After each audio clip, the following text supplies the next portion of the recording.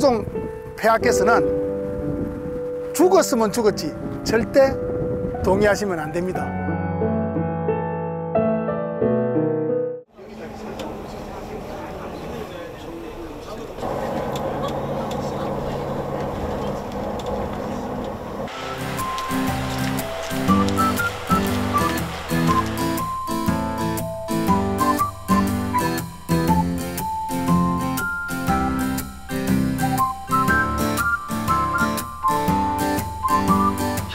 향기가 집안에 가득하면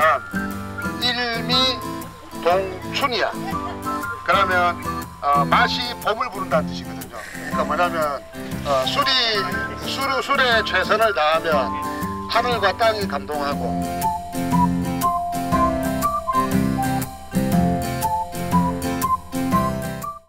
이 그 향나무를 자르지 않고 보존하는 게 얼마나 다행인지 모르겠습니다.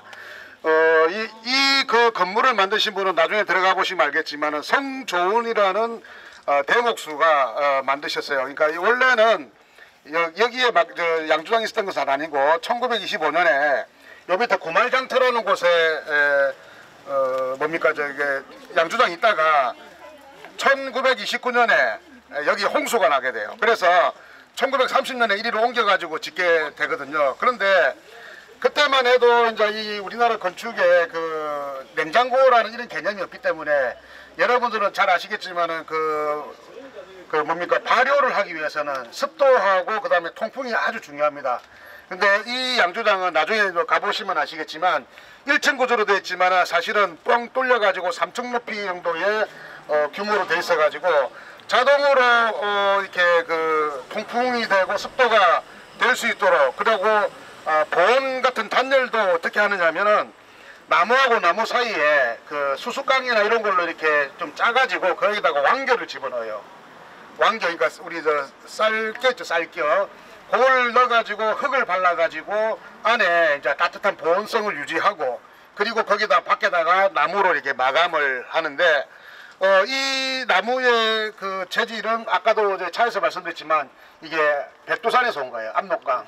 압록강 수로를 타고 백두산 쪽에 있는 전나무하고 삼나무를 잘라가지고 수로를 통해서 2달에 걸쳐가지고 여기까지 공수를 해서 왔기 때문에 지금도 나무가 결이 아주 상하지 않고 굉장히 좀 잘 보존이 되어 있다고 볼 수 있고요.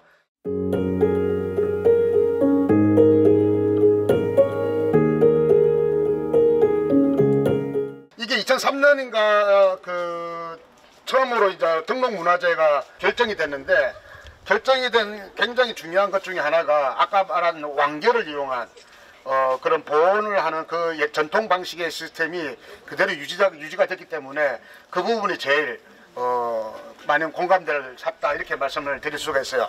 여기는 약 1925년부터 이제 막걸리를 만들었다고 말씀드렸잖아요.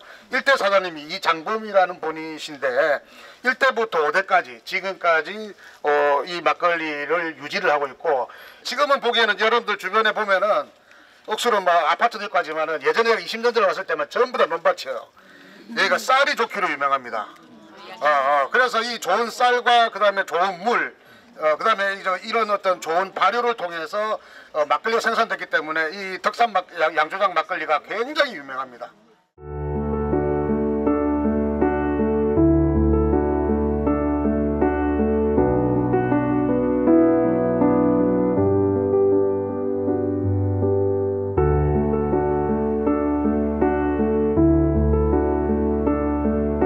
조금 이제 정부에서 통배합을 시켜요. 구조조정 같은 걸 하게 되죠.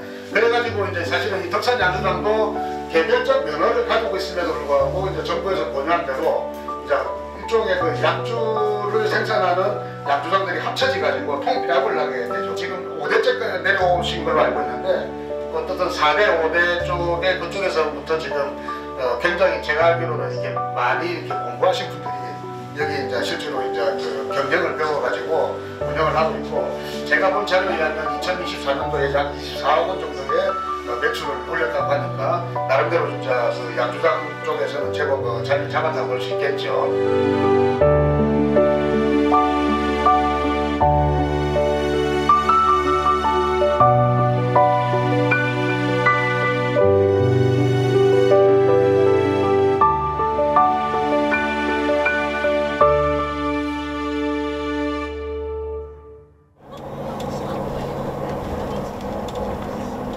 원래는 한학을 공부하셨는데 헐버트라는 분을 알게 되면서부터 신학문을 접해가지고 외국어에도 굉장히 능통하셨다고 해요. 7개 국어를 할 정도로.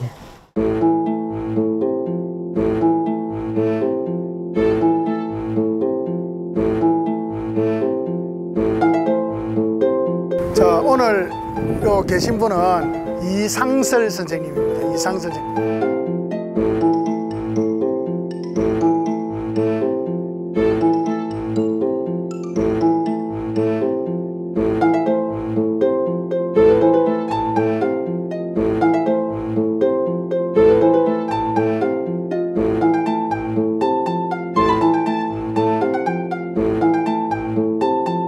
자, 이상설 선생님에 대한 그거는 여러분들 다 알겠지만 독립운동가로도 유명하신 분이지만 우리나라에서 수학교재를 제일 먼저 쓰신 분으로도 아주 유명하신 분입니다.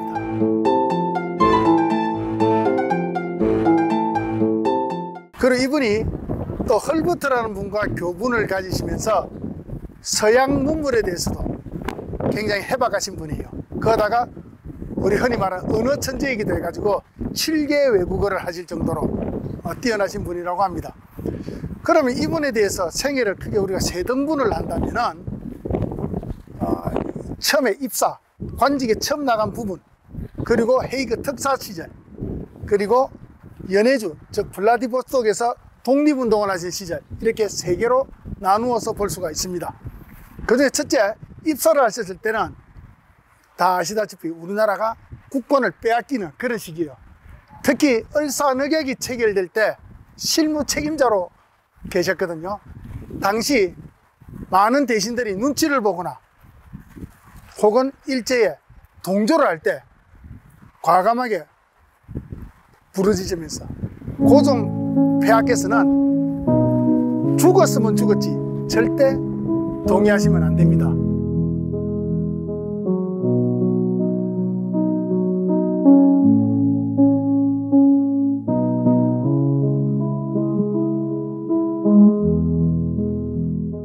그래서 여러분들 잘 아시다시피 을사조약, 잘못된 말입니다. 을사늑약입니다. 강제로 체결된 늑약이라는 점을 명확히 말씀드리고, 그래서 을사늑약이 체결당하고 난 뒤에 결국에는 망명을 하십니다. 저 용정에 가가지고, 만주 용정에 가가지고 서전서숙이라는 학교를 만들고 거기서 수학교사로 근무하던 중에 고종으로부터 밀지를 받습니다. 헤이그에서 만국평화회담이 열리는데 일제의 부당함을 알려달라. 그래서 이준, 이휘종과 더불어 헤이그의 특사로 파견됩니다. 헤이그 밀사라고 아시지만 그 용어도 잘못됐습니다.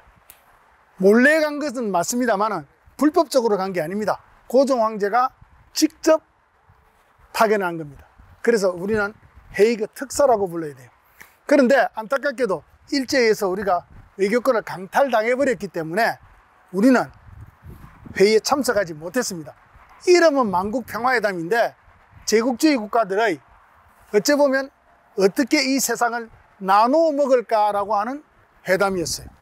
그것 때문에 우리 같은 약소국들은 회담에 참여할 수도 없었고, 그것 때문에 울분을 가지고 있던 중에 우리는 회담은 참석하지 못했지만은 여론전을 하자. 그러니까 당시 언론을 향해서 일제의 부당함을 아주 당당하게 밝히신 그런, 그래서 결국에는 이것이 전 세계적으로 많이 알려졌던 것은 사실입니다. 근데 이게 결국에는 일제가 그걸 알게 됐고 당시 일제는 굉장히 간담이 서늘했던 모양이에요, 여론적으로.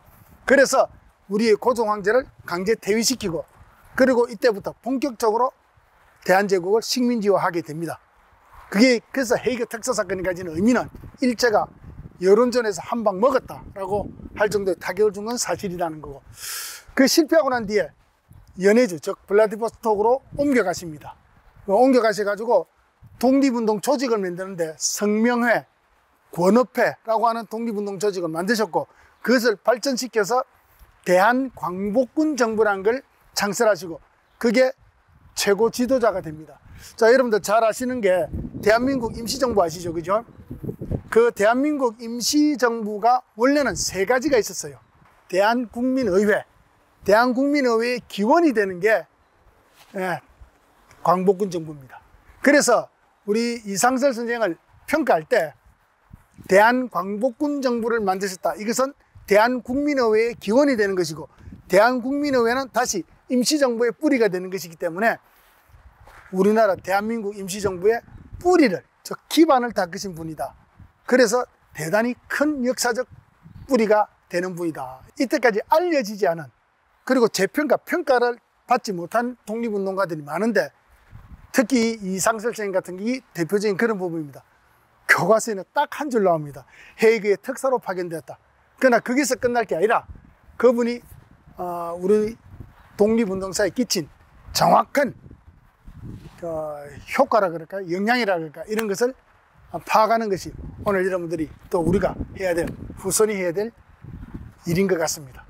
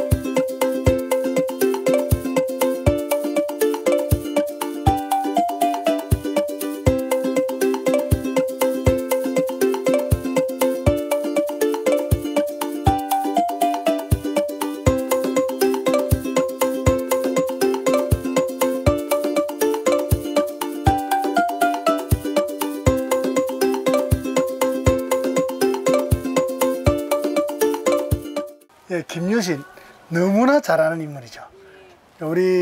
제가 수업할 때도 위인전 읽으면서 김유신 한 번도 안 읽어본 사람은 없을 겁니다. 근데 그 김유신을 제대로 파본 사람도 없습니다.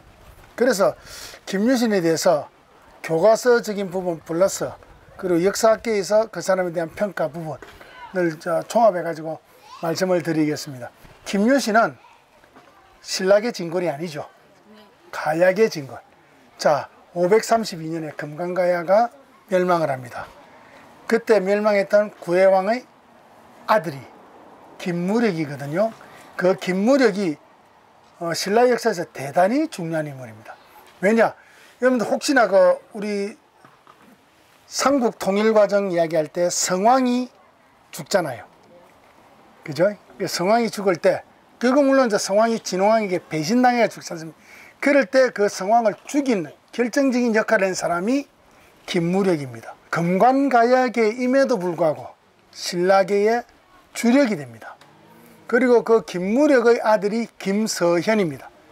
그 김서현이 만노군 태수라는 직위를 받아요. 그 만노군이 지금 이 진천입니다. 그래서 김무력이가 이 지역에서 태수라면 지금은 그렇지만 도지사급 정도라고 생각하시면 돼요. 도지사급인 그 아들이 김유신인 거죠. 김유신에 대한 평가는 정말 극명하게 두 가지로 나누거든요. 민족주의 쪽이냐 유교주의 사관 쪽이냐를 놓고 둘이가 극명하게 갈려요. 김춘추하고 김유신은 한 몸이잖아요. 그래서 김춘추하고 김유신은 한데 묶어서 반민족주의적인 걸로 매도가 되는 경우도 있고요. 그 다음 또 유교적 사관에 가지는 김부식, 우리가 삼국사기에 김유신에 대한 기록이 상당히 집중되어 있습니다. 공기에도 나오고 열전에도 나오는데 그 부분에 있어 가지고 두 인물이 두 계열에서 확실히 차이를 보입니다. 그런데 이제 이 부분은 하나 생각하셔야 돼요. 김유신이 실제로 정말 백전백승의 장수였느냐? 김유신의 5대손이 9세기 초에 행장을 썼어요. 그 행장의 기록을 가지고 김부식이 아마 열전을 쓴 걸로 추정이 됩니다. 그러면 후손이 아무래도 조상에 대해서 과장을 한 부분도 있지 않겠느냐. 김부식이 김유신의 열전을 쓸 때 아마 사료 분석에 대한 교차 검증이 조금 약했을 가능성도 솔직히 있습니다. 근데 우리가 분명히 하나 알아야 될 건 있어요. 김유신은 분명한 사실은 삼국 통일을 이룬 결정적 기여를 한 인물은 맞습니다. 신라의 삼국 통일을 통일로 보지 않는 학교도 있습니다. 왜냐? 1번 외서로부터 지원을 받았다. 2번 대동강 이남 지역에 한정된 통일이다. 그래서 실제 통일을 고려태조 왕건의 통일을 처음 통일로 보는 견해도 실제로 학계는 있습니다. 그렇지만 우리는 어떻게 봐야 되느냐? 신라의 삼국 통일은 오랫동안 전쟁에 지친 사람들에게 평화를 가져왔다는 거예요. 우리가 민생이라는 게 별게 아닙니다. 배불리 먹는 겁니다. 농업이 발전하려면 제일 중요한 게 정치적 안정이 돼야 되는데 그 정치적 안정이 굉장히 어려웠어요. 삼국 간에 서로 싸울 때는. 근데 그 삼국 간의 항쟁이 어느 정도 끝났단 말이에요. 그렇기 때문에 이 한반도에 평화를 통해서 생산력 발전의 기반을 마련했다는 쪽에서 삼국 통일의 의미는 대단히 큽니다. 그래서 민족주의 쪽에서 뭐 외세를 끌어들였냐? 그래, 외세를 끌어들이는 건 맞아요. 그렇지만은 평화를 가져온 것은 분명 사실입니다. 그건 인정하자는 거죠. 김유신이 왜 금관가약인데 신라의 주력이 되었느냐? 두 가지 케이스가 있습니다. 하나가 뭐냐면 김춘추와의 결합이죠. 자, 아무리 저거 할아버지, 아버지가 공을 세웠다 하더라도 지는 반개입니다. 우리 반개란 말 아시죠? 아웃사이드입니다. 아웃사이드가 인사이드가 되려면은 뭔가 갖춰야 되는데 옛날에는 정략결혼입니다. 그래서 김춘추의 아버지가 용철이고 용춘의 아버지는 진지왕이거든요. 그러면 결국 김춘추는 왕의 직계입니다. 왕의 직계와 결혼을 한다는 것은 곧 내가 왕실과 결혼한다. 그는 격이 동급이라는 이야기예요. 근데 그 과정이 순탄치 않았는가? 꿈 이야기를 막 꾸며내고 있어요. 그만큼 김유신과 김춘추는 처음에는 격이 같지 않다. 그런 이야기잖아요. 그죠? 그게 첫 번째고. 두 번째로서 김유신이 결정적으로 주력이 될 수 있는 두 번째 케이스. 그 전 이야기지만은 선덕여왕이 여자잖아요. 근데 당시 선덕여왕보다 왕위 계승 세율이 빨랐던 사람이 비담이라는 사람이 있었어요.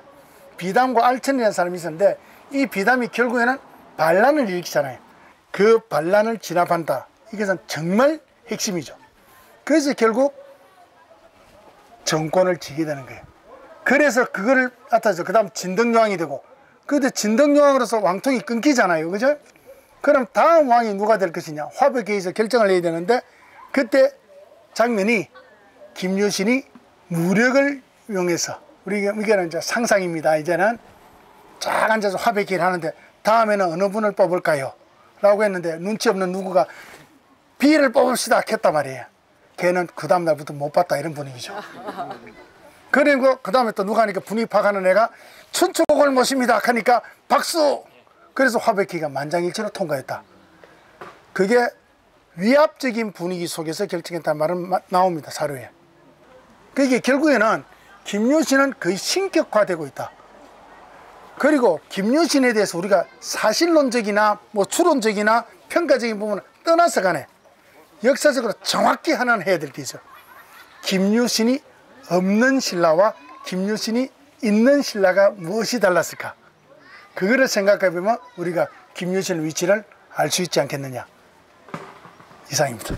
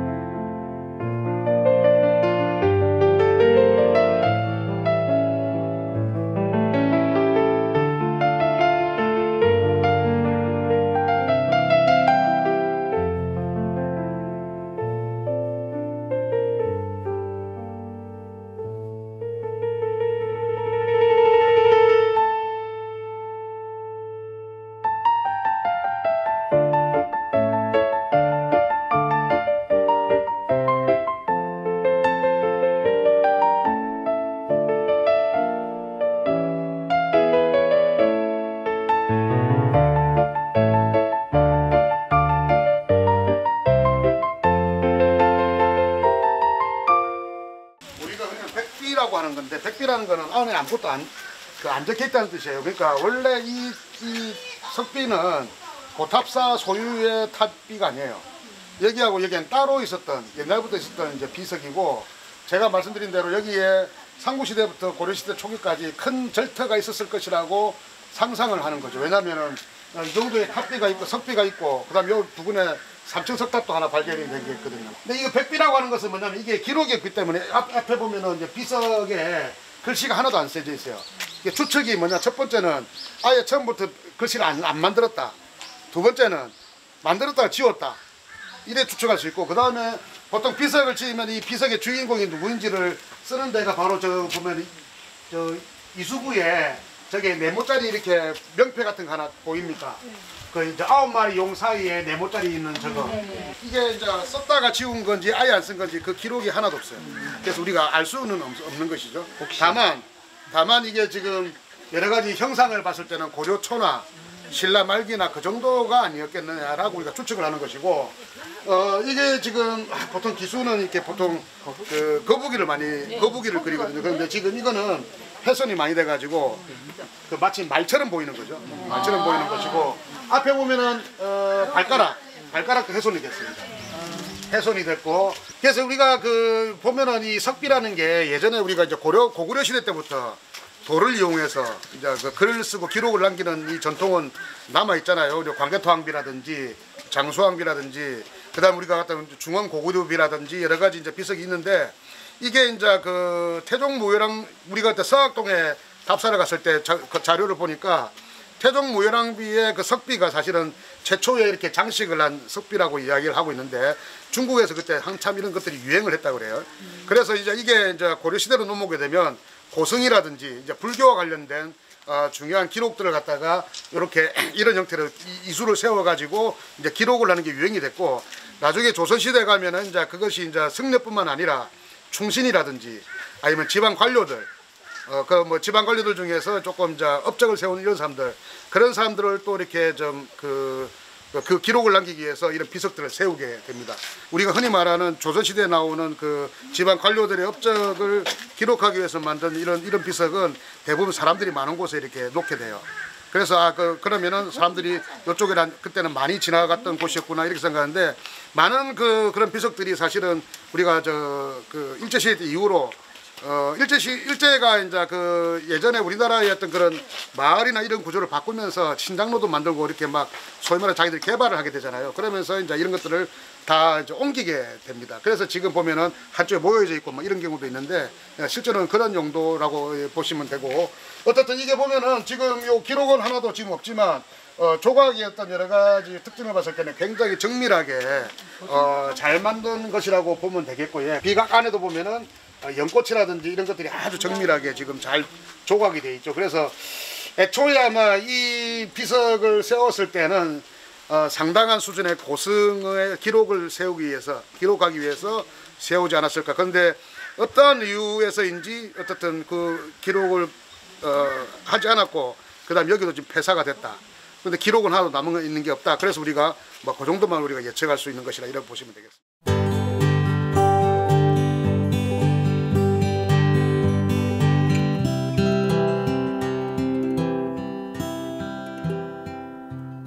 (10이라는) 숫자는 신이 닿을 수 없는 숫자죠. 9까지가 인간이 닿을 수 있는 숫자. 그래서 9개를 그리지 않았느냐, 그렇게 보시면 돼요.